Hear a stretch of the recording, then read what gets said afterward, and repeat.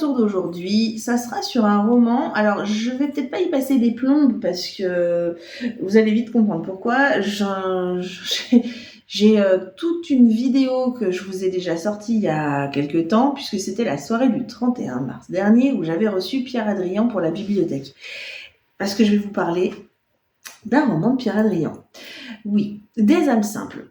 Parce que finalement, on ne l'a pas vraiment évoqué lors de la soirée, ce roman-là, puisque il me restait 2 chapitres à terminer avant la soirée, quand j'ai fait la soirée, quand on a reçu Pierre Hadrian à la bibliothèque, il me restait 2 chapitres à lire. C'est pas pour ça que j'ai pas abordé le sujet de ce roman avec lui, c'est parce que on s'est vraiment axé sur son dernier roman, qui était vraiment le cœur de la rencontre. J'ai mis un petit peu en parallèle avec un autre de ses romans qu'on avait aussi à la bibliothèque, puisque c'était vraiment une soirée pour la bibliothèque. Mais je tenais quand même à vous parler de ce roman, parce que déjà j'ai fait l'effort de le lire, c'est pas pour rien déjà, et que j'ai eu une bonne surprise. Je vais vous expliquer. En fait, alors des âmes simples, déjà pour vous dire, vous voyez, c'est le format poche édité chez Folio, donc Pierre Hadrian, le jeune auteur que vous connaissez maintenant, et c'est un roman. C'est pas un roman de fantasy, c'est pas un roman policier, c'est juste un roman. Et je dirais que c'est peut-être juste un roman, mais il y a finalement beaucoup de choses là-dedans. Dans cette histoire, on a un narrateur qui va se perdre dans la vallée d'Aspe. Donc la vallée d'Aspe, vers le Pays Basque, vous voyez, les Pyrénées. Vraiment, alors j'ai envie de vous dire un tronc, il n'y a pas grand-chose. Et en fait, il va faire un séjour dans un monastère, perdu dans la montagne. Et il va y rencontrer Pierre, le curé de campagne qui est là. Et en fait, c'est tout.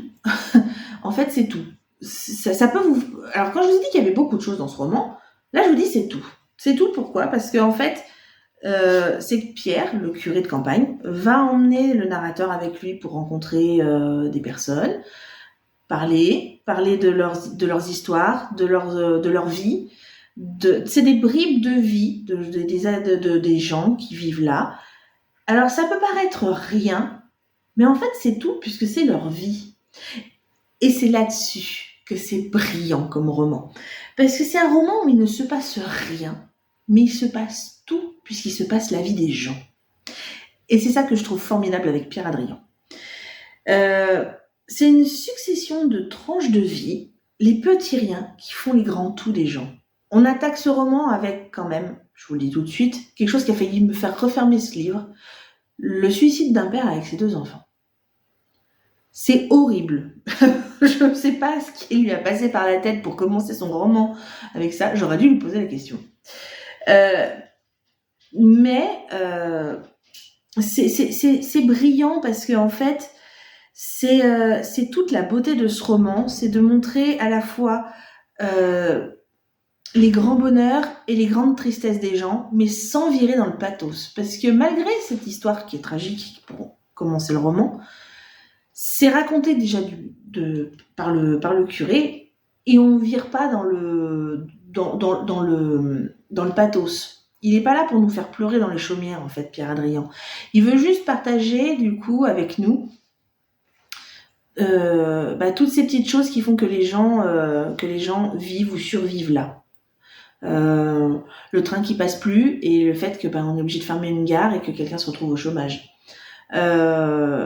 La solitude d'un berger qui a laissé passer quelques occasions quand il redescendait en ville et qui se retrouve tout seul dans sa montagne à 50 ou 60 ans et qui n'a jamais eu ni femme ni enfant et qui est tout seul et qui prend des crises de panique au milieu de la nuit. C'est deux clochards toxicomanes ou alcooliques qui vont de visite en visite au monastère pour avoir quelques jours de répit, quelques repas chauds et dormir au sec et en sécurité.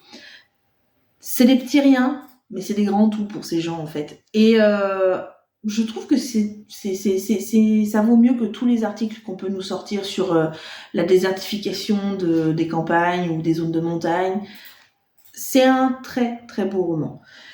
C'est une plume qui est un petit peu mélancolique, certes, mais finalement, c'est une belle plume. C'est de la mélancolie douce. C'est de la mélancolie pour apaiser les âmes, pour dire que, voilà, on n'oublie pas les gens. Vous êtes là et on est là et lui, il est là pour en témoigner. Je sais pas, je sais pas quoi vous dire d'autre sur ce roman. J'ai peut-être eu un petit peu de mal, je l'avoue, au début, parce que comme je vous ai dit, moi déjà, le fait d'avoir ce début de roman vraiment dramatique, et puis, enfin, pour une maman, vous imaginez pas comme c'est dur, comme c'est raconté, comme ça, d'amener le sujet d'un papa qui va se cracher en voiture volontairement avec 2 enfants en bas âge à l'arrière. Franchement, sur le moment, ça m'a retourné. Mais je me suis accrochée parce que je me suis dit, mais mince, où est-ce qu'il va en venir? Parce on est passé de ça à carrément autre chose après. Et je me suis accrochée et j'ai bien fait parce que, comme je vous ai dit, c'est des âmes simples, c'est un roman simple, c'est une série d'histoires simples, mais qui font un tout assez complexe et, euh, et ouais, on n'oublie pas les gens. Voilà. Je pense que j'ai fait le tour. Je vous invite vivement, si vous ne l'avez pas lu, à vous en saisir. N'hésitez pas à aller voir, je vous mettrai à la fin de la vidéo les liens le lien vers la vidéo, la soirée rencontre avec Pierre Adrien.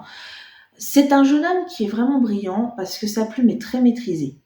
Et moi, il me surprend énormément dans ce qu'il écrit.